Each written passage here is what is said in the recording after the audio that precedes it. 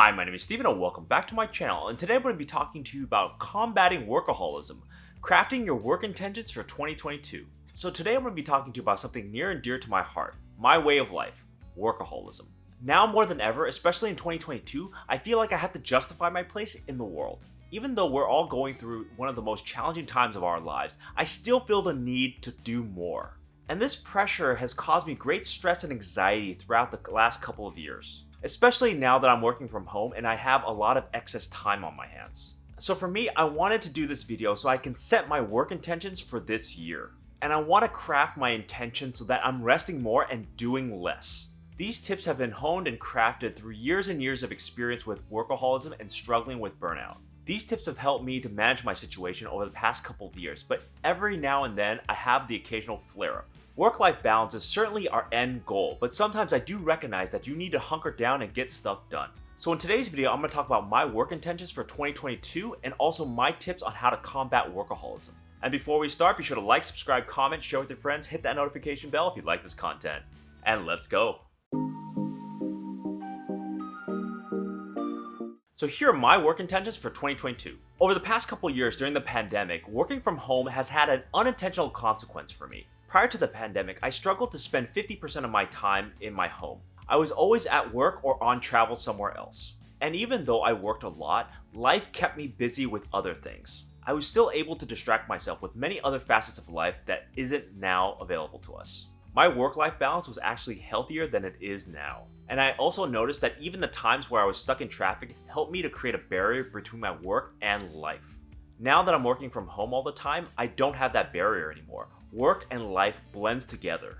Now all this time that's saved up from working from home has caused me great anxiety. I feel like I need to do more work than ever before, both for my primary jobs and for my hobbies. And if I have some free time, I feel like I need to be productive with it, rather than just rest. So really it comes down to crafting my work intentions for 2022 to rest and relax more and do less work. I want to really focus on forced relaxation and not stressing out about the little things. This will help me to really focus on what's important in my life and pursue that. This video is more of a reminder to me and also for those who struggle with workaholism. Because we can all go overboard once or twice, but if we make it consistent, it starts to burn us out rapidly. So here are my 5 tips on combating workaholism. Number 1, list your important things. One of the most important things to do is to list the things that are important to you so that you have an understanding of what matters to you the most. When you have a list of the most important things that matter to you, you realize your priorities in life. And you can see whether or not you're overcommitting, undercommitting to the things that really deserve your attention. And once you have that list ready, rank them in order of importance, from highest to lowest. If you feel like you're undercommitting your time in one certain area and it's really high on your list, then you might have to reassess what you're doing in life. Or vice versa, if you're overcommitting to something, you might want to dial that back. For example, if you're overcommitting to work and it's not a high priority on your list, you might want to dial that back. So seek to understand whether or not you're overcommitting or undercommitting to some area in your life, and whether or not that's healthy for you to maintain. The list can be quite simple or as complex as you want. The intent is to get a list and rank them. And also the intent is to make sure that your core values are aligned with your priorities in life. And it also really helps you to understand if your value and your time are aligned with one another. For example, if you really value family, but you spend the majority of your time at work, then those things are not aligned. So the first step into reducing workaholism is to create a list and understand your priorities of that list. Then you could take a look and see whether or not the high priorities align with the time allocated to them. Number 2, plan work intentions. Before you start your workday, be sure you have an intention for that workday. This means reviewing what you need to do for the entire day before you start on it, either in the morning or the night before that day starts. And when you're doing that, assess different tasks and how hard you're going to be working on those tasks. For example, you can assign a low, medium, or high priority to things or projects you're working on. The goal is to lay out a time commitment for each one of these things or projects. If you're like me, one of the biggest problems I have is I assign high priority to everything and I work hard on it. As someone who always deals with workaholism, I always like to work as hard as I can for as long as I can. And that's just not sustainable over the long run. That is a sure way to burn out very quickly. When you plan out your day and assign different priority tasks to what you're working on, you can better strategize and plan for that day. This allows you to conserve your energy and include rest and relaxation periods within that day. So building pressure relief points throughout my day helps me to sustain my work effort over a long period of time and limit workaholism.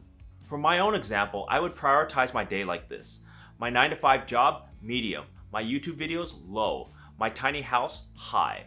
This low, medium, and high prioritization helps me to allocate my energy to each one of those things appropriately. And the priority could definitely change day to day, depending on what's more important that particular day. So the goal is to pre-plan your energy level for that particular day so you don't run out of steam. And you don't get into a mode where you just auto default into everything as high priority all the time. Number 3, identify stressors. If there are things in your life that's causing you a lot of stress and creating extra work for you, identify them and mitigate them. These can be both external and internal stressors. So for example, something causing you stress from work would be an external stressor. And also an example of an internal stressor could be your reaction to things or your anxiety of something. This tip may be simple in nature, but it's very important for you to find out what's causing your stresses. If something in your life is causing you stress and anxiety and you're not able to find out what it is, it will be there persistently. And even though you don't want to think about that stressor, it's gnawing at the back of your mind. It's there persistently until you resolve it. For example, say you have a work stressor and you can't resolve it right away. Then it's going to gnaw at you even though work is over. You're going to be thinking about how to solve that problem even when you're at home. So for a recent example, at work, there was a communication failure with my team. And it didn't get across to me that something had changed, causing me to stress out and work more. Even though the resolution of it was simple, it bothered me for days. I was hung up on the fact that my team did not communicate to me in a timely fashion. And I continuously obsessed about this over the entire weekend, and I talked to multiple people about it throughout that time. So it's really important for you to identify and list the stressors in your life. And once you identify the stressors in your life, quickly move away from the fact that you need to do something about it. Take time and pause. Give your mind some space. The natural tendency we want to do is to try and fix that problem, but sometimes you just need some time away from it. You might feel better in the short term to try to fix it, but in the long term, it might be counterproductive. And once your mind is clear, then you have the ability to have a long-term solution to that stressor. So find out and list what's causing you more work, more stress, and figure out a way to mitigate them for the future. Number 4, pause throughout the day. One of the best ways to mitigate workaholism is to create space throughout the day for you to rest and relax. Intentional breaks help us to refocus the mind and give us more perspective. I usually take walks in the parks throughout my workday so that I can refocus my mind. Check out my previous video to see the details of how it really helps me. Planned walks not only helps me to clear my mind, but also to strategize my day as well. Almost without fail, every time I take a walk, I usually find a faster way of doing the same thing than before I started. When we are at work, especially if we're prone to workaholism, we tend to get tunnel vision. The tendency to keep focused on that one thing can result in hours and hours of going by just working. And we don't usually even notice that hours and hours are flying by us. This skews our work-life balance heavily towards work. Mindful pausing and setting planned work breaks help us to break that tunnel vision. So we can really take a step back and observe how much time we really want to spend on just work. So when you're setting your work intention for the day, be sure to add as many pauses throughout your day as you need. So in the end, you'll be able to space out your work and not burn out. And number 5, be mindful of anxiety. True workaholics like me have anxiety when they're not working. They feel like they need to do something out of either guilt or lack of self-worth. Recognize your anxiety and be aware when it happens. When we pay attention to our anxiety, we can better manage it. And if we don't realize our need to keep working, then our unconscious self will keep pursuing the need to work. And we'll just go on through our days, not realizing that we're pushing ourselves because of our anxiety. When I was younger, I craved external validation. I really wanted people to be impressed with me. That led me to put in more hours and overwork. And this led to many burnouts during that period of time. Because the anxiety really stemmed from my inferiority complex and my need to combat that by overworking. Now that I'm older, I still have anxiety whenever I'm not working. But I choose to observe that anxiety building and then gradually releasing it. If you are a workaholic, examine the triggers that's causing your workaholism. So figure out what your underlying cause of anxiety is, identify it, and then mindfully be aware of that presence. Eventually, you'll be able to overpower that anxiety and not instinctively do something about it. So for a workday example, say something you need to do is causing you anxiety in the moment. Take time, pause, and come back to it. that anxiety should lessen and you'll be able to be more clear-headed and plan out your day better.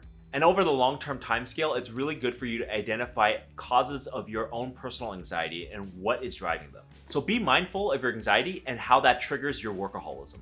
So those are my tips on how to combat workaholism. It is important, now more than ever, to set your intentions for work. Work-life balance that was hard to achieve before the pandemic is even harder now. The lines are really blurred between work and home life now, and it's not really easy to shift from one to another. Workaholism is not only a problem for me, but for all those people who are working from home and have extra time and wants to feel something with it. And they want to pack that time with meaning. Sometimes it involves more work, intense hobbies, or even starting a side hustle. But we have to keep work-life balance in mind in order for us not to burn out during this time of crisis. With a few common tips and strategies, we can work towards mitigating workaholism and even enjoy our life a little bit. So the main keys of this video are to list out your important things, plan work intentions, and have pauses throughout your day. So thank you for watching. Please leave a comment down below on how you combat workaholism and how that's helped you. And I'll see you next time.